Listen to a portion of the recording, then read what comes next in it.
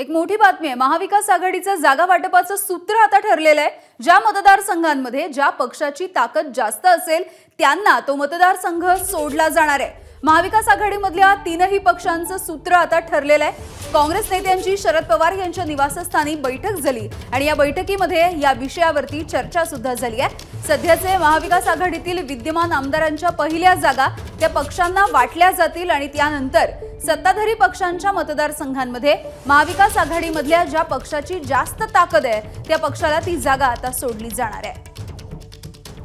आणि याविषयी बोलूयात, राजू सोनावणे आमचे प्रतिनिधी आहेत आपल्या सोबत। राजू, एक मोठी बातमी आपण बघतोय, महाविकास आघाडीचं जागा वाटपाचं सूत्र ठरलेलं आहे।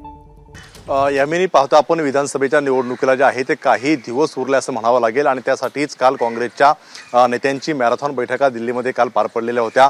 पहिली बैठक केसी वेणुगोपाल यांच्यासोबत झाली, त्यानंतर मल्लिकार्जुन खरगे यांच्यासोबत झाली आणि त्यानंतर रात्री जे आहे ते शरद पवार यांच्या निवासस्थानी झाली। या बैठकीमध्ये नाना पटोले होते, बाळासाहेब थोरात, सतेज पाटील, त्याचप्रमाणे इतर नेते, सुप्रिया सुळे, शरद पवार उपस्थित होते आणि या सगळ्या बैठकीमध्ये एकच पाहायला मिळालं की जागा वाटपांचा जो फॉर्म्युला आहे ते जागा वाटप करत असताना ज्या याच्यावरती विद्यमान आमदार आहेत त्या जागा पहिल्यांदा त्या पक्षाला, तिन्ही पक्षांना वाटल्या जातील आणि त्यानंतर सत्ताधारी पक्षांचे आमदार ज्या ठिकाणी आहेत त्या ठिकाणी महाविकास आघाडीतील ज्या पक्षाचं जास्तीत जास्त ताकद आहे ती जागा त्या पक्षाला सोडली जाईल, अशा प्रकारचं जे आहे ते सूत्र फायनल झालं आपल्याला पाहायला मिळते। आणि या सगळ्या याच्यावरती जे आहे ते लवकरात लवकर आता कामाला लागा अशा प्रकारच्या सूचना सुद्धा दिल्लीतून पक्षश्रेष्ठीने काँग्रेसच्या नेत्यांना दिलेल्या पाहायला मिळतात। त्यामुळे आता काँग्रेसच्या नेत्यांनी तशा प्रकारची चाचपणी करायला सुरुवात केलेली आहे। मात्र कुणाला किती जागा द्यायच्या पर्यंत निर्णय झालेला नाही। मात्र विद्यमान आमदार आणि ज्याची ताकद जास्त आहे त्या जागा ज्या आहेत त्या घेऊन बसा असं सांगितलेलं आहे।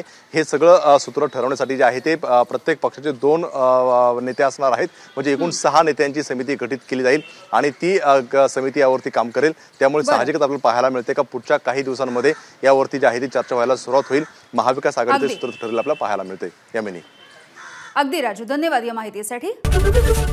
एबीपी माझा, उघडा डोळे बघा नीट।